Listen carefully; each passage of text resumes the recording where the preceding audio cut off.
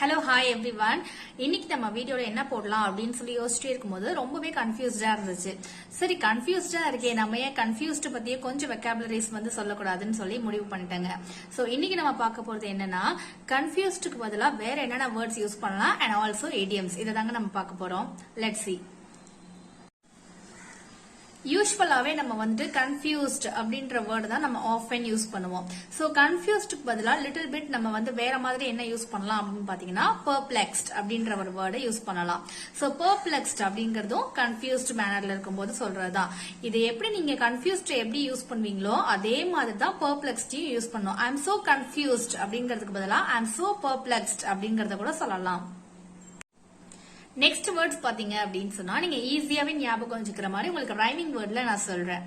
So மடில் and ஃபடில் அப்படிங்கிறது தாங்க. மடில் and ஃபடில் இது ரெண்டுமே வந்து கன்ஃபியூஸ் அப்படிங்கிறதுக்கான மீனிங் தாங்க. நெக்ஸ்ட் வேர்ட் என்னன்னு பாத்தீங்க அப்படின்னா baffle. சோ baffle அப்படின்றது கூட கன்ஃபியூஸ்க்கு பதிலா நம்ம யூஸ் பண்ணலாம். For example, the new technology baffled me. அதாவது இந்த நியூ டெக்னாலஜி வந்து என்ன ரொம்பவே குழப்புது, எனக்கு இதை எப்படி யூஸ் பண்றதுனே தெரியல, சோ கன்ஃபியூஸ்ட் அப்படிங்கிறதுக்கு the new technology baffled me அப்படிங்கறத யூஸ் பண்ணலாம். Next word is head scratching. Head scratching அப்படிங்கறது சேம் மீனிங் தான்.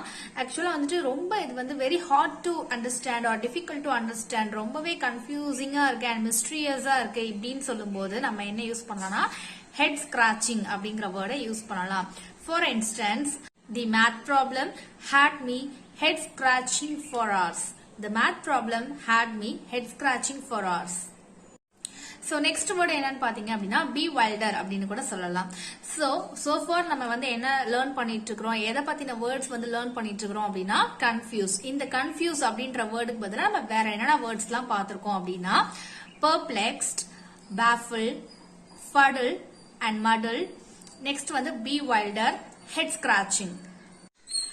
As I said already, நான் கன்ஃபியூஸ்க்கு பதிலா என்ன idioms யூஸ் பண்ணணும், எப்படி யூஸ் பண்ணணும்ன்றதையும் நான் உங்களுக்கு சொல்றேன். At 6s and 7s. என்னங்க நம்பர்ல சொல்லிட்டு இருக்கீங்க, what is the meaning of it அப்படின்னா எஸ்ங்க, at 6s and 7s அப்படிங்கிறது தான் கன்ஃபியூஸ்ட் ஸ்டேட்டை வந்துட்டு குறிக்கிறது. ஓகேவா? சோ இதை எப்படி வந்துட்டு நம்ம சென்டென்ஸ்லோட சேர்த்து சொல்லலாம் அப்படிங்கறத நான் சொல்றேன். The team was at 6s and 7s after the coach quit. அதாவது கோச் வந்துட்டு அவங்க டீமை விட்டு விலகுனதும் அந்த டீமுக்கு என்ன பண்றது ஏது பண்றதுன்னு ஒண்ணுமே புரியல, ரொம்ப குழப்பமான நிலைமையில இருந்தாங்க அப்படிங்கறத சொல்றதுதான் இந்த சென்டென்ஸோட மீனிங். சோ இப்ப நீங்க ஈஸியா at 6s and 7s அப்படின்ற இடியமை யூஸ் பண்ணி நீங்க சென்டென்ஸ் மேக் பண்ணலாம். சோ இதே மாதிரி இன்னொரு இடியமும் இருக்கு. என்னன்னு பாத்தீங்கன்னா in a fog. இது ஒண்ணுமே இல்லங்க, இது எப்படி சென்டென்ஸ்ல யூஸ் பண்ணலாம் அப்படின்னா just simple. at 6s and 7s அப்படின்னு லாஸ்ட் சென்டென்ஸ்ல நம்ம யூஸ் பண்ணிருந்தோம் இல்லையா, அதை அப்படியே ரிமூவ் பண்ணிட்டு in a fog அப்படிங்கறத யூஸ் பண்ணுங்க. For example, the team was in a fog after the coach quit. இப்படி கூட நம்ம யூஸ் பண்ணலாம். இது ரெண்டுமே வந்து சேம் மீனிங் தான். ஓகேவா? என்னங்க இது உங்களுக்கு ஈஸியா இருக்கா? சோ இன்னைக்கு நம்ம இந்த வீடியோல கன்ஃபியூஸ்க்கு பதிலா என்னென்ன வேர்ட்ஸ் யூஸ் பண்ணலாம் அண்ட் ஆல்சோ idioms யூஸ் பண்ணலாம்ன்றத லேர்ன் பண்ணிருக்கோம். இந்த வீடியோ உங்களுக்கு யூஸ்ஃபுல்லா இருக்கா? ப்ளீஸ் சப்ஸ்கிரைப் பண்ணுங்க அண்ட் ஆல்சோ கண்டினியூஸா வாட்ச் பண்ணுங்க. இன்னும் நான் நிறைய உங்களுக்காக வெக்காபுலரிஸ் கொடுக்குறேன் and also idioms. Thank you so much.